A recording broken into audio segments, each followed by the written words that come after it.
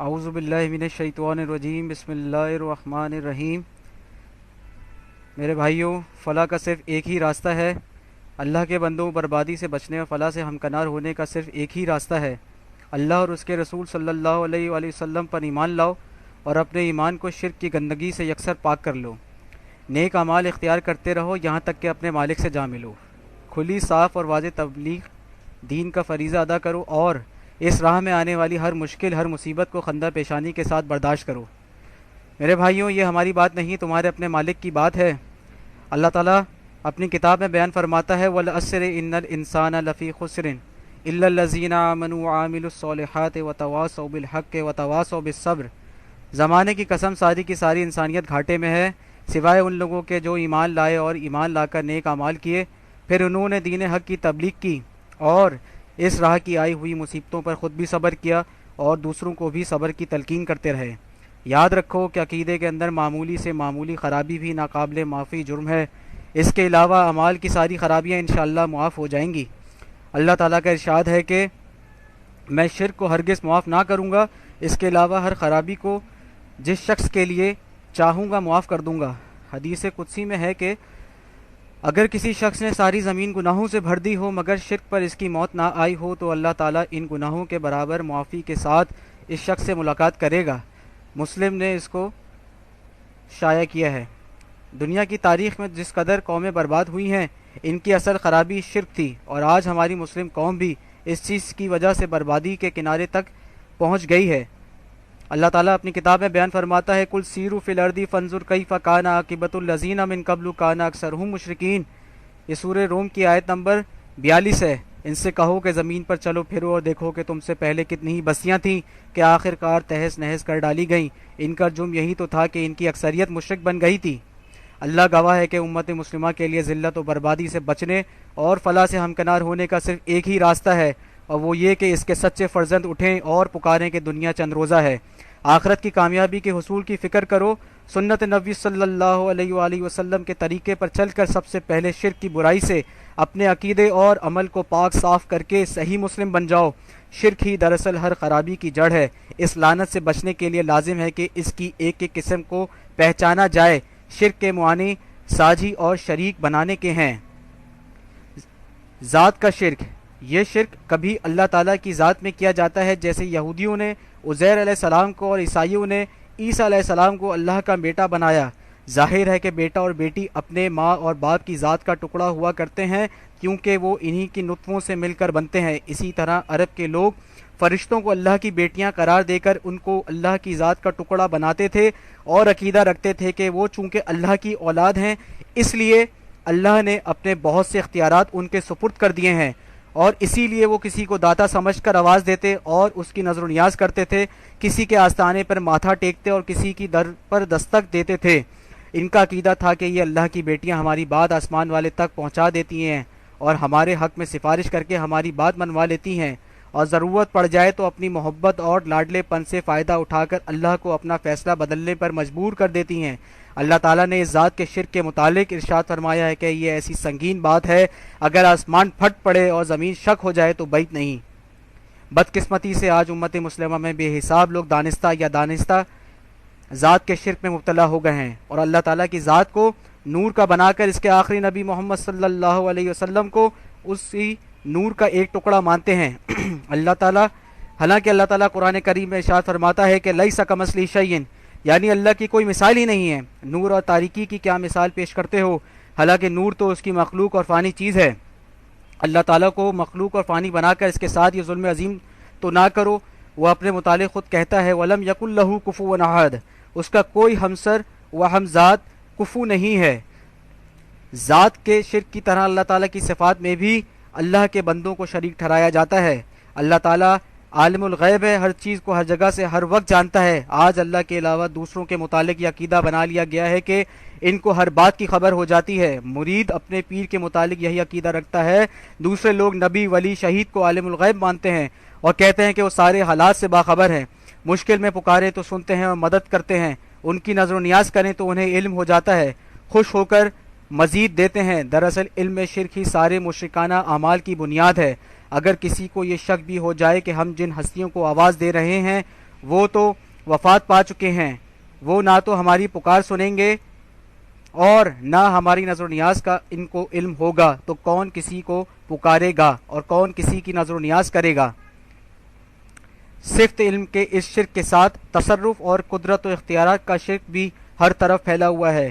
کسی کے متعلق یہ عقیدہ بنا لیا گیا ہے کہ روزی میں کمی بیشی کا اختیار ان حضرت کو حاصل ہے، بیماری سے شفا دینا اور خالی گود کو بھر دینا آپ کا ایک کام ہے، مشکل کے وقت مشکل کشائی اور حاجت پڑنے پر حاجت روائی آپ کی صفت ہے، اور اسی عقیدے کی بنا پر ان کو داتا، دستگیر، مشکل کشا، غوث نام دے کر پکارا جاتا ہے اور ان کی نظر و نیاز کی جاتی ہے۔ یہ اللہ تعالیٰ کے ساتھ قدرت و اختیار میں شرک ہے۔ دعا اور پکار کا شرک، جب اللہ کے علاوہ کسی اور کے متعلق یہ عقیدہ بنا لیا جاتا ہے کہ وہ ہر جگہ سے ہر وقت دعا اور پکار کو سنتے ہیں، صاحب تصرف اور قدرت بھی ہیں، دینا اور دلانا ان کے بس میں ہے، تب ہی ان کو مشکل میں پکارا جاتا ہے اور ضرورت کے وقت اپنی حاجت ان کے سامنے پیش کی جاتی ہے، اور یوں ان کو علم و تصرف و قدرت میں اللہ کا شریک ہی نہیں بنایا جاتا، بلکہ یہ بھی ثابت کر دکھایا جاتا ہے کہ حضرت اللہ تعالیٰ سے زیادہ با اختیار اور طاقتور ہیں، کیونکہ جو مشکل اللہ ڈالتا ہے یہ اس کو نکال دیتے ہیں، اور ایسے زور آور ہیں کہ اللہ اگر کسی کی حاجت پوری کرنا نہ بھی چاہے تو وہ پوری کروا کے رہتے ہیں، اور اس طرح ان کو آواز دے کر ثابت کر دیا جاتا ہے کہ اصلی مالک یہی ہیں، کیونکہ غلام حاجت کے وقت اپنے آقا اور مالک ہی کو آواز دیتا ہے، کسی اور کو نہیں۔ اس لیے اللہ تعالیٰ نے قرآن میں اپنے برگزیدہ ترین نبی محمد صلی اللہ علیہ وسلم کو حکم دیا کہ آپ صلی اللہ علیہ وسلم اعلان کر دیجئے کہ حاجت کے وقت میں صرف اپنے رب کو آواز دیتا ہوں، کسی اور کو پکار کر اس کے ساتھ شرک نہیں کرتا۔ اسی طرح غلام صرف اپنے مالک کا حکم مانتا اور اس کے قانون ہی کو قانون مان کر اس کا پابند ہوتا ہے، اور اس کے خلاف ہر ایک کو طاغوت مان کر اس کا دشمن بن جاتا ہے۔ دعا اور پکار کے شرک کے ساتھ ساتھ مالی اور بدنی شرک بھی ہر طرف پھیلا ہوا ہے۔ جان و مال اللہ تعالیٰ کا عطیہ ہے اور اس کا حکم ہے کہ انہیں صرف اسی کی راہ میں لگایا جائے، اگر وہ خوشی کا موقع لائے، رزق میں زیادتی کرے یا اولاد سے نوازے تو اسی کا شکریہ ادا کیا جائے، مال سے غریبوں اور مسکینوں کی مدد کی جائے، اس کے نام کی نظر و نیاز ہو۔ اب اگر کسی نے اللہ کے علاوہ اس کے کسی بندے، نبی، ولی یا شہید کی نظر و نیاز کی تو گویا اس نے اس کو اپنا محسن مانا اور اس کا شکریہ ادا کیا، اور یہ مالی عبادات میں شرک ہے، کیونکہ نظر و نیاز عبادت ہے، اور اللہ تعالیٰ نے قرآن کریم میں 4 جگہ غیر اللہ کی نظر و نیاز کو شرک کہا ہے، اور اگر یہ کسی کھانے پینے کی چیز پر کی گئی ہو تو اس کے کھانے کو سور کے گوشت سے بھی زیادہ حرام و نجس ٹھہرایا ہے۔ بدنی عبادات کا شرک، اسی طرح بدنی عبادات کا معاملہ ہے، اللہ تعالیٰ کا حق ہے کہ اس کا بندہ اس کے سامنے جھکے، اس کے حضور رکوع و سجود کرے، اس کے سامنے روئے اور گڑ گڑائے۔ اب اگر کوئی کسی مخلوق کے سامنے اس کی زندگی میں یہ کام کرے یا اس کی قبر پر پہنچ کر، تو یہ بدنی عبادات میں اللہ تعالیٰ کے ساتھ شرک ہے۔ خانہ کعبہ اللہ کا گھر ہے، اور اللہ تعالیٰ نے اپنے بندوں کو حکم دیا ہے کہ جس قسم کی عبادت، پرستش یا پوجا کا دل میں شوق پیدا ہو وہ یہاں پہنچ کر پورا کر لیا جائے، یہ اللہ کی بندگی اور خالص توحید ہوگی، اس کے علاوہ کوئی اور ایسا نہیں ہے۔ لیکن آج کچی قبروں کو، جن کے متعلق رسول اللہ صلی اللہ علیہ وسلم نے حکم دیا ہے کہ ان کو پختہ نہ کیا جائے اور نہ ان پر کوئی عمارت بنائی جائے اور نہ ان پر مجاور بن کر بیٹھا جائے، پکا بنا کر ان پر عمارتیں کھڑی کر دی گئی ہیں، ان کو مزار، زیارت اور دربار کا نام دے کر ان کی بندگی اور پوجا کی طرف دنیا کو بلایا جا رہا ہے۔ ہر جگہ اور ہر طرف ایسے نقلی کعبے وجود میں آ گئے ہیں، اور ان کے ساتھ بالکل وہی معاملہ کیا جاتا ہے جو صرف اللہ کے گھر کے ساتھ کیا جانا چاہیے۔ ہر سال حج کے دن کی طرح عرس کا دن مقرر کیا جاتا ہے، احرام کی جگہ ننگے سر یا ننگے پیر چلنے کی قید لگائی جاتی ہے، لبیک اللہم لبیک کے مقابلے میں باہو حق باہو بے شک باہو کا نعرہ لگتا ہے، غلاف کعبہ کی طرح قبر کی چادر کا انتظام ہوتا ہے، حجر اسود کے بوسے کی جگہ قبر کے سرہانے یا پائنیتی کے پتھر کو چوما جاتا ہے، طواف کعبہ کے بدلے قبر کے پھیرے لگتے ہیں، سجدے اور رکوع ہوتے ہیں، دعائیں اور مناجاتیں کی جاتی ہیں، ملتزم کی طرح ڈیوڑی اور دروازے سے چمٹا جاتا ہے، بابا کی بیٹھک سے ان کی قبر تک دوڑ لگا کر صحیح صفا و مروہ کا حق ادا کیا جاتا ہے، آب زمزم کی جگہ قبر کے دھون کے مبارک پانی کو جمع کر کے تبرک بنایا جاتا ہے، ہدی کے بجائے حضرت کی نظر کا بکرا اور اونٹ ساتھ آتا ہے۔ غرض آج ہر طرف اور ہر جگہ ان نقلی کعبوں کی دھوم مچی ہوئی ہے اور خلقت ہے کہ ٹوٹی پڑتی ہے۔ انبیاء اور اولیاء کی پکار، ان کی نظر و نیاز کرنے والوں کو اللہ نے قرآن میں ان کا دشمن قرار دیا ہے اور کہا ہے کہ آج انہیں خبر نہیں مگر حشر کے میدان میں جب ان کو بتلایا جائے گا تو وہ اپنی بندگی کرنے والوں کے دشمن ہو جائیں گے اور ان کی بندگی کا کفر کریں گے۔ میرے بھائیوں اسی طرح وسیلے کا شرک بھی ہر طرف پھیلا ہوا ہے۔ اللہ تعالیٰ ہر چیز، ہر حاجت اور دل کے ہر خیال کا جاننے والا ہے۔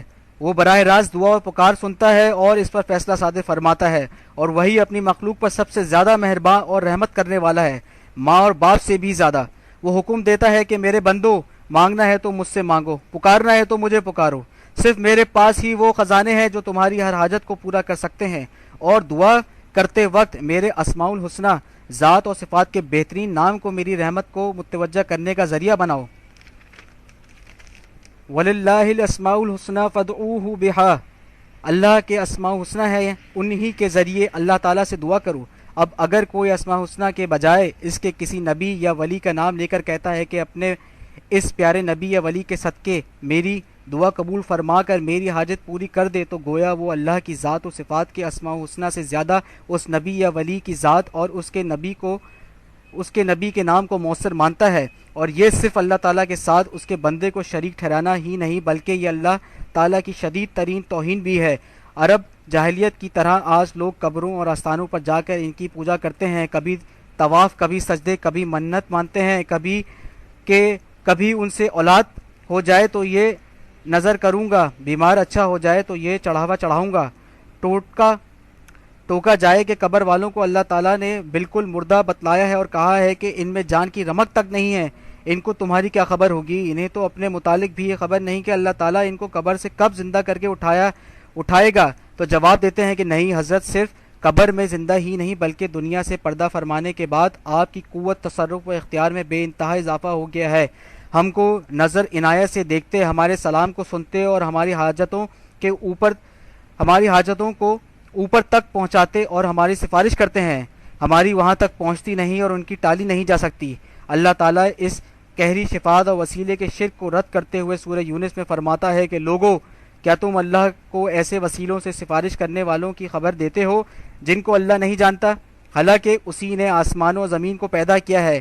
اللہ تمہارے شرک سے بہت بلند و بالا ہے، اور تم اللہ کے لیے وزیر اور بادشاہ کی مثال پیش نہ کرو۔ بادشاہ علم الغیب نہیں، اس لیے وہ اپنے وزیر کا محتاج ہوتا ہے جس کے پاس ساری معلومات آ کر جمع ہوتی ہیں۔ اللہ کے پاس تو ہر چیز کا علم ہے، ان کو کون بتلائے گا؟ اور کسی کی کیا طاقت ہے کہ اس پر زور ڈال کر اس کے فیصلے کو بدلوا لے؟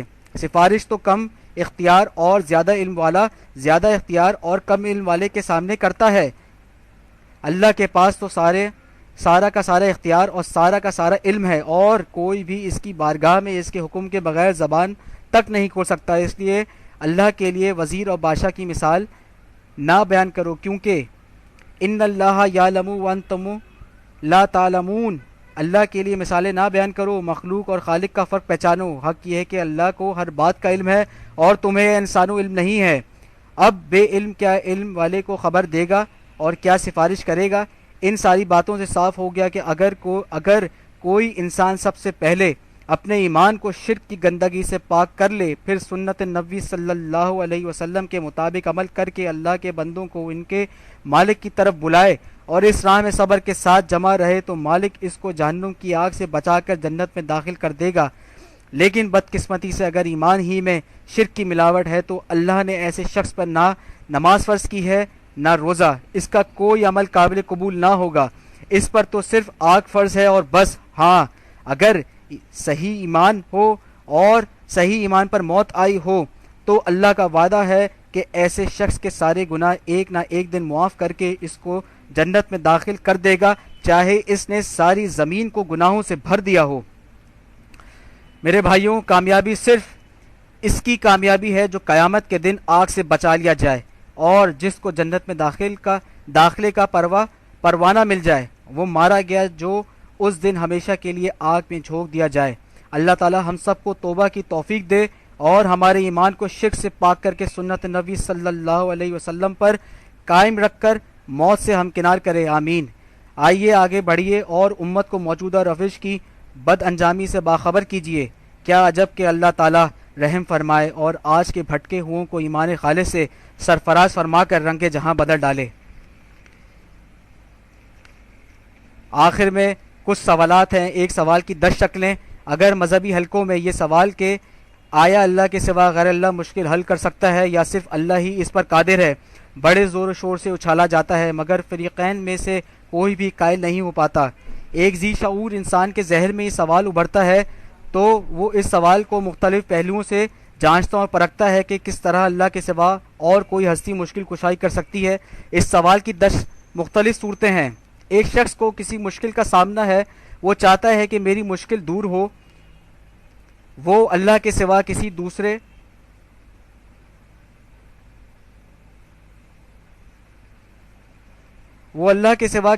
ہستی کو پکارنا چاہتا ہے جو اس کی مشکل دور کر دے۔ اب اگر اللہ کے سوا کوئی اور ہستی مشکل حل کر سکتی ہے تو بتائیے کہ سائل اور مشکل کشا کے درمیان ہزاروں میل کی دوری پر وہ زندگی میں یا زندگی کے بعد قبر میں آواز سن سکتا ہے؟ نمبر 2، بالفرض یہ ثابت ہو جائے کہ وہ اتنے فاصلے پر آواز سن سکتا ہے تو پھر یہ سوال پیدا ہوتا ہے کہ وہ دنیا کی ہر زبان سے واقف ہے یا نہیں۔ مثلا سرائکی والا سرائکی میں مشکل پیش کرے گا، اسی طرح جرمنی زبان میں، انگریزی زبان میں اور پٹھان پشتو زبان میں آواز دے گا۔ نمبر 3، اگر یہ بات بھی ثابت کر دی جائے کہ وہ ہستی ہر زبان سے واقف ہے تو پھر سوال پیدا ہوگا کہ اگر ایک لمحے میں سینکڑوں یا ہزاروں لوگ اپنی مشکل اس کے سامنے پیش کریں تو کیا وہ ان سب کی مشکلات اسی لمحے سن اور سمجھ لے گا یا اس کے لیے قطار بنانے کی ضرورت پیش آئے گی؟ نمبر 4، کیا اس ہستی کو کبھی نیند بھی آتی ہے یا وہ ہمیشہ جاگتا رہتا ہے؟ اگر کبھی نیند آتی ہے تو پھر ہمارے پاس ایک لسٹ ہونی چاہیے کہ کب اس کو نیند آتی ہے اور کب وہ جاگ رہا ہوتا ہے تاکہ ہم اپنی مشکل صرف اسی وقت پیش کریں جبکہ وہ سو نہ رہا ہو یا وہ نیند میں بھی سنتا ہے۔ نمبر 5، ایک شخص بولنے سے قاصر ہے، وہ ایسی مشکل میں مبتلا ہے کہ اس کا گلا بند ہو چکا ہے، اگر وہ دل ہی دل میں اپنی مشکل پیش کرے تو کیا وہ اس کی دلی فریاد بھی سن لے گا؟ نمبر 6، انسان کی پیدائش سے لے کر موت تک چھوٹی بڑی تمام مشکلات کا سامنا ہوتا ہے، اگر وہ تمام مشکلات اللہ تعالی حل کر سکتا ہے تو پھر غیر کی طرف رجوع کرنے کی کیا ضرورت ہے؟ اور اگر غیر ان تمام مشکلات کو حل کرنے پر قادر ہے تو پھر اللہ کی کیا حاجت؟